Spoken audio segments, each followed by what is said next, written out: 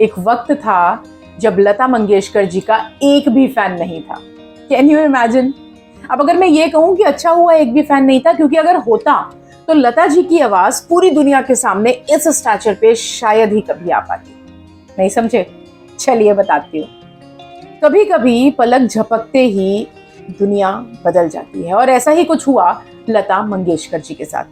1942 में अपने पिता की मौत के मुश्किल से 1 घंटे बाद अपनी अनकंसोलेबल माँ से 5 बच्चों में सबसे बड़ी 13 साल की लता ने सिर्फ एक क्वेश्चन पूछा, माँ अब क्या मुझे नौकरी करनी होगी? अपने समय के मराठी थिएटर के मशहूर सिंगर कम एक्टर दीनानाथ जी के लास्ट राइट्स पर 75 रुपए यानी कि 75 रुपीज खर्च हो चुके थे, और अब 6 जनों के परिवार में जो कुल मिलाकर पूंजी बची थी वो था अगले 4 दिन का राशन। जी हाँ, और जो माँ की ज्वेलरी थी, यानी लता जी की माँ शेवंती जी की जो ज्वेलरी थी, वो तो बहुत पहले बलवंत फिल्म कंपनी, जो कि दीनानाथ जी की कंपनी थी, उसके मॉर्टगेज्ड कैमरे को छुड़ाने में चली गई। उसके बाद घर के valuable items, home decor items, kitchen का सामान, ये सब कब बिक गया पता ही नहीं चला। और एक बार तो शेवंती जी ने हाउस हेल्प को कहीं से बचा हुआ खाना लाकर बच्चों को खिलाते हुए पकड़ लिया, और उस पर गुस्से से उन्होंने वो खाना हटाते हुए ये बोला कि भूख तो तुम्हें मारेगी, पर भीख तुम्हें बिना मारे बर्बाद कर देगी। अब उन हालातों में बचपन से जो दीनानाथ जी ने वैल्यूएबल, या यूं कहूं कि इनवैल्यूएबल म्यूजिक लेसन्स जो लता जी को दिए थे, उनका किस तरह से यूज करना है कि घर का खर्चा चल सके, ये किसी को समझ में नहीं आ रहा था, ना ही तो लता जी को, ना ही किसी और को। क्योंकि उस समय तक जो हिंदी म्यूजिक इंडस्ट्री है वो बहुत ही इनिशियल स्टेज में थी, या यूं कहें कि इन्फेंसी स्टेज में थी। इसलिए सिर्फ एक ऑप्शन बचा था जिससे घर चलने की उम्मीद थी, और वो थी एक्टिंग, जो लता जी ने अपने पिता को बचपन से परफॉर्म करते हुए देखा था। उन्होंने खुद भी उनके थिएटर में 1-2 बार एक्टिंग करी थी। तो उनकी मौत के बाद दीनानाथ जी के फ्रेंड श्रीपद जोशी जी लता जी को एक फिल्म कंपनी में ले गए, और वहां पर उनको परमानेंटली एनरोल करवा दिया as a child actor. Lata ji कहती थी कि अगर दीनानाथ जी जिंदा होते तो वो कभी इस बात के लिए हामी नहीं भरते, लेकिन जब ये ना पता हो ना कि अगले समय का खाना कहाँ से आना है, तो आपके पास चॉइस नहीं रह जाती, और तब कोई काम बड़ा छोटा नहीं रह जाता है ना। तो लता जी ने एक्टिंग शुरू करी। अच्छा, जिस प्रोडक्शन कंपनी में उनको जॉब मिली थी, उस प्रोडक्शन कंपनी के ही फिल्म कंपनी के पार्टनर थे मास्टर विनायक, जो कि एक्ट्रेस नंदा के फादर भी थे। मास्टर विनायक लता जी और उनकी फैमिली के लिए एक सिर्फ प्रोड्यूसर नहीं थे, एक फादर फिगर थे, एक फैमिली मेंबर की तरह थे। और इसीलिए जब मास्टर विनायक ने थोड़े ही समय बाद कोल्हापुर में अपनी एक फिल्म कंपनी शुरू करी, तो लता जी ने भी अपनी इस पहली फिल्म की शूटिंग कंप्लीट करके उनको कोल्हापुर में अपने बैग्स और पूरे परिवार के साथ ज्वाइन कर लिया। अब लता जी वहां पहुंच गई, उनको बंगलोज दिखाए गए रहने के लिए, उनको 4 बेडरूम फ्लैट्स दिखाए गए, लेकिन जो फाइनल किया गया घर, वो एक पुरानी सी झरझर खड़ी बिल्डिंग में शेवंती जी और लता जी ने 2 कमरों का मकान फाइनल किया, और वो इसलिए क्योंकि वहां का जो रेंट था वो बहुत कम था। अब वो मकान जरूर पुराना था, लेकिन हृदयनाथ जी कहते हैं कि उस रूम का, या कहें कि उस घर का जो सिग्निफिकेंस है, वो मंगेशकर परिवार की जिंदगियों में बहुत अहम साबित हुआ। वो कहते हैं कि उस घर में जब दीनानाथ जी की फर्स्ट डेथ एनिवर्सरी आई, तो शेवंती जी ने 21 तरह की सब्जियां बनवाई। वो उस दिन कोई कॉम्प्रोमाइज करना नहीं चाहती थी। वो उस दिन सिर्फ दीनानाथ जी की लाइफ का ग्लोरीफाइड वर्जन याद रखना चाहती थी। और अब पैसे तो थे नहीं 21 तरह की सब्जियां और बाकी का खाना बनवाने के लिए, तो पैसे कहाँ से आते? तो शेवंती जी ने घर में रखी एक चांदी की थाली को बेच दिया, और उस थाली के पैसों से उन्होंने उस दिन का खाना तैयार करवाया। अब जब लता जी को ये बात पता चली तो वो बहुत गुस्सा हुई अपनी माँ से, मतलब शी वॉज इन हॉरर। और उनका कहना था कि उनकी माँ ने दीनानाथ जी की एक आखिरी निशानी कैसे बेच दी।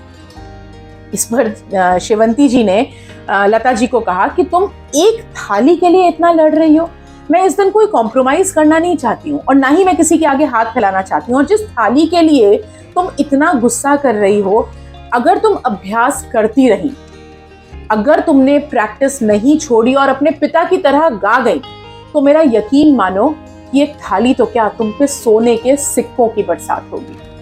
और ये शायद एक माँ का विश्वास ही था, because we all know how she became a legend. खैर, खाना बनाया गया, छत पर रखा गया और होने लगा कौए का इंतजार। अब हिंदू प्रथा के हिसाब से अगर कौआ आकर खाना खा लेता है तो अच्छा माना जाता है, लेकिन उसी समय किसी ने शेवंती जी को यह बताया कि कौआ तो ठीक है, लेकिन अगर एक चील यानी कि ईगल ने आकर उस खाने को खा लिया तो यूनिवर्स की जो ब्लेसिंग्स है ना, वो मंगेशकर परिवार के साथ हमेशा हमेशा के लिए रहेंगी। अब शेवंती जी ने ठान लिया कि जब तक कोई चील आकर उस खाने को नहीं खाती तब तक परिवार में कोई भी जना खाने को चखेगा तक नहीं। ठीक है, करने लगे चील का इंतजार। आती होगी शायद। 1 घंटा निकला, 2 घंटे निकले, 3 घंटे निकले, चील का कहीं नामो निशान नहीं। हृदयनाथ जी थे उस समय बहुत छोटे, तो शेवंती जी ने 5 बच्चों को सामने बैठाया और उनसे एक वादा लिया कि जिंदगी भर हर बच्चा, यानी कि 5 बच्चों में से हर बच्चा हर दिन म्यूजिक का अभ्यास करेगा, अपने संगीत की प्रैक्टिस करेगा विदाउट फेल। अब बच्चों ने मासूमियत में ये वादा कर दिया। अब फिर होने लगा इंतजार चील का। 1 घंटा निकले, 2 घंटे निकले, 3 घंटे निकले, फिर चील का कोई नामो निशान नहीं। फिर माँ ने एक वादा लिया कि हर साल जिंदगी भर बाबा की डेथ एनिवर्सरी पर उनका श्राद्ध रिलीजियसली मनाया जाएगा। फिर बच्चों ने हामी भर दी। अब लगा कि अब की बार तो चील पक्का आ जाएगी। अब फिर इंतजार होने लगा, 2 घंटे, 3 घंटे, 4 घंटे, फिर से वही बात, ईगल आई नहीं। तो माँ ने फिर एक वादा लिया बच्चों से। उन्होंने बोला कि जिंदगी भर बाबा की डेथ एनिवर्सरी पर हर साल 5 बच्चे मिलकर एक म्यूजिक प्रोग्राम कंडक्ट करवाया करेंगे। बच्चों ने इसके लिए भी हामी भर दी और अब लगा कि इस बार तो पक्का चील आ जाएगी, क्योंकि देर भी बहुत हो गई थी।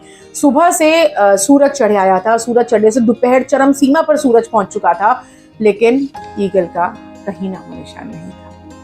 होते होते आलम यह हो गया कि अब सूरज डूबने की नौबत थी। सुबह से लेकर शाम हो चुकी थी, किसी ने भी खाने का एक निवाला नहीं खाया था। चील ने भी तो नहीं खाया था। तो माँ ने फिर एक वादा करवाया और वो वादा था कि 5 बच्चों में से कोई भी बच्चा जिंदगी भर म्यूजिक के अलावा, संगीत के अलावा कोई भी प्रोफेशन के बारे में सोचेगा भी नहीं। They will have nothing else but music as their profession for life time. वो अपनी जिंदगी संगीत के लिए डिवोट कर देंगे। अब ये भूख थी या मासूमियत या दिल से कि 5 बच्चों ने इस चीज के लिए हामी भर दी, वादा कर दिया। और उस वादे के थोड़ी सी देर बाद ही चील महाराज आए। उन्होंने खाना खाया और उसके बाद सबने वो खाना खाकर उस दिन को पूरा किया। हृदयनाथ जी कहते हैं कि उस दिन उस घर में कुछ ऐसे बेहद इंपॉर्टेंट डिसीजंस उन 5 बच्चों की जिंदगियों के लिए लिए गए, जिन डिसीजंस ने उन 5 बच्चों की जिंदगियां हमेशा हमेशा के लिए बदल कर रख दी, एंड फॉर द बेटर। तो खैर, अब वादे भी हो चुके थे, एक्टिंग चल रही थी लता जी की। अब साथ ही साथ उनकी म्यूजिक प्रैक्टिस एक बार फिर शुरू हुई और इस बार गुरु बनी उनकी माँ शेवंती जी। शेवंती जी को टेक्निकल नॉलेज नहीं थी म्यूजिक की, but she was more like a manager to Lata ji, जिनके बिना उनकी म्यूजिकल जर्नी अनइमेजिनेबल थी। और इसी बीच उन्होंने एक्टिंग के बाकी छोटे छोटे असाइनमेंट्स और लेने शुरू कर दिए थे, क्योंकि विनायक जी को उनकी स्थिति पता थी। एंड विनायक जी ने ऑल्दो उनसे कॉन्ट्रैक्ट साइन करवाया था, और जब एक कॉन्ट्रैक्ट साइन होता है तो उसमें ये होता है कि आप जब एक कंपनी के साथ काम कर रहे हैं तो किसी और कंपनी के साथ आप काम नहीं कर सकते। But because he was like a family member to her, he allowed her to go out of his production company at times and do other assignments as well.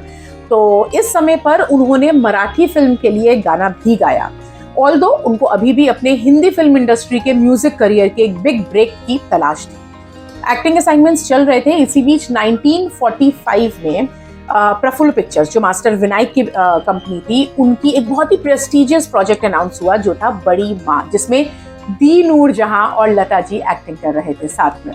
तो उस समय नूरजहां जी ने भी ये अनाउंसमेंट कर दिया था, जबकि लता जी तब छोटी थी, कि एक दिन आएगा जब ये लड़की ना सिर्फ भारत में बल्कि पूरी दुनिया में अपने नाम का सिक्का चलवाएगी और भारत का नाम रोशन करेगी। And we know the history. तो खैर, उसी फिल्म की एक लोकेशन शूटिंग के लिए बॉम्बे आना था पूरी यूनिट को। तो पूरी यूनिट आई, पूरी यूनिट को एक जगह रुकवाया गया। विनायक जी एक बंगलों में शिफ्ट हो गए, लता जी को भी बाकी यूनिट के साथ रुकवाया गया, लेकिन बीच में उनकी माँ और बाकी बच्चे मायके चले गए। तो लता जी और मीना जी, जो उनकी सिस्टर हैं, वो विनायक जी के साथ उनके बंगलों में शिफ्ट हो गए कुछ टाइम के लिए। अच्छा, इस टाइम पे वो असाइनमेंट्स भी कर रही थी, फिल्म के छोटे छोटे गाने के असाइनमेंट्स भी कर रही थी। दिल कहता था कि गायकी पर वो ध्यान दें, लेकिन दिमाग कहता था कि पैसे अभी भी एक्टिंग से ही आ रहे हैं। इसी दिल और दिमाग की मुठभेड़ में अचानक से एक दिन विनायक जी का इंतकाल हो गया और फिर एक बार लता जी और उनके परिवार पर मुश्किलों के साए मंडराने लगे, क्योंकि विनायक जी ना सिर्फ एक प्रोड्यूसर, जैसा कि मैंने पहले भी बताया, he was more like a family member now to her and the family. So उनको बहुत गहरा धक्का लगा, and not only emotionally and mentally but financially also, because जो लता जी की जमा पूंजी थी उस वक्त तक की 14,000 रुपए, कहा जाता है कि इट वॉज 14,000, जो विनायक जी ने एक बैंक में डिपॉजिट करवाए थे। उनकी मौत के कुछ समय पहले ही उस बैंक ने इंसॉल्वेंट अपने आप को घोषित कर दिया था, बैंकरप्ट घोषित कर दिया था, जिसकी वजह से लता जी के ये पैसे सारे पानी में चले गए थे। और एक बार फिर से वो एक चौराहे पर आकर खड़े हो गए थे, जहां से उन्हें ये समझ नहीं आ रहा था कि वो करें तो करें क्या, जाएं तो जाएं कहां। और इसी बीच विनायक जी की मौत के 10वें दिन उनकी फिल्म के जो कैमरामैन थे पापा बुलबुले, वो लता जी को लेकर एक म्यूजिक कंपोजर के पास गए, जिनका नाम था हरीश चंद्र जी। हरीश चंद्र जी ने उनका ऑडिशन लिया और उसके बाद उनकी बन रही फिल्म के लिए एज अ सिंगर उनको साइन कर लिया गया। उनका कॉन्ट्रैक्ट उस समय 400 रुपए में साइन किया गया था, जिसमें से कि ऑन रिक्वेस्ट 300 रुपए तो उनको उसी समय मिल चुके थे। अब जैसा कि मैंने पिछले एपिसोड में आपको बताया था कि दीनानाथ जी की लाइफ में शिव जी का एक रोल रहा था। शेवंती जी शिव जी की बहुत बड़ी भक्त थी, तो ऐसा लगा कि मानो अब भी शिव जी इस फैमिली को संभाल रहे हैं, क्योंकि जब एक बार फिर जब उनके हाथ में पैसे आए तो उन लोगों ने घर ढूंढना शुरू किया और फ्यूचर का कुछ पता नहीं था कि क्या फ्यूचर होने वाला है, आगे कुछ मिलेगा नहीं मिलेगा, सो इट वाज अनसर्टेन। तो उन्हें जो रूम मिला, एक कमरे का जो मकान उनको मिला, वो एक सेंट्रल मुंबई में शिव जी का मंदिर था। उस मंदिर से बिल्कुल सटा हुआ वो कमरा था जो उन्हें किराए पर उन लोगों ने लिया, और इस तरह ऐसा लगा मान लो शिव जी ने ही उनको अपने आगोश में ले लिया हो। तो खैर, ये वो फिल्म थी जिसके लिए लता जी को बतौर सिंगर पहली बार साइन किया गया था। छोटे छोटे प्रोजेक्ट्स वो कर रही थी, बट एज अ सिंगर उनको ये पहला ब्रेक उनका मिल चुका था। अनफॉर्चुनेटली वो फिल्म कभी रिलीज नहीं हो पाई, लेकिन उनका करियर शुरू हो गया, और इसीलिए उन्होंने जो एक्टिंग जो वो कर रही थी इंडस्ट्री में, उसको ग्रैटिट्यूड्स के साथ, थैंक्स के साथ हाथ जोड़कर उसको रोका। और शी वॉज रियली ग्रेटफुल, वो कहती थी, क्योंकि अगर उस समय एक्टिंग ना मिली होती तो उनका घर भी नहीं चल पाता और पता नहीं वो कहाँ होती। लेकिन शी हरसेल्फ सेड वंस कि उस समय उनका एक भी फैन नहीं था हिंदी फिल्म इंडस्ट्री में एज एन एक्टर जब वो काम कर रही थी। तो खैर, उन्होंने उस इंडस्ट्री को बाय कहा, उस फेस ऑफ इंडस्ट्री को बाय कहा और सिंगिंग में अपना पैर रखा, अपनी एंट्री ली, and the rest is history. तो दोस्तों, ये कहानी आपको कैसी लगी मुझे ज़रूर बताइएगा। आपको ये कहानी पता थी या नहीं ये भी बताइएगा। और हाँ, साथ ही साथ मुझे पता है कि शायद ये एपिसोड थोड़ा सा लंबा हो गया है। अगली बार मैं कोशिश करूंगी कि इतनी ही इंटरेस्टिंग या इससे भी ज़्यादा इंटरेस्टिंग कहानी को मैं थोड़े से छोटे टाइम में कह पाऊँ। बट अगर आप अभी तक हमारे साथ बने हुए हैं तो पहले तो बहुत बहुत बहुत सारा थैंक यू, और साथ ही हमें सब्सक्राइब करना मत भूलिएगा, और अगर काबिल लगे तो लाइक और शेयर भी जरूर कर दीजिएगा दोस्तों, क्योंकि आपका एक एक सब्सक्रिप्शन, एक लाइक, एक कमेंट मेरे को बहुत मोटिवेट करता है, मुझे हिम्मत देता है, और हिम्मत देता है इस बात की कि मैं और अच्छी अच्छी कहानियां आपके सामने ला सकूं, आपके साथ शेयर कर सकूं। So on this note, till the next time we meet again, bye bye for now.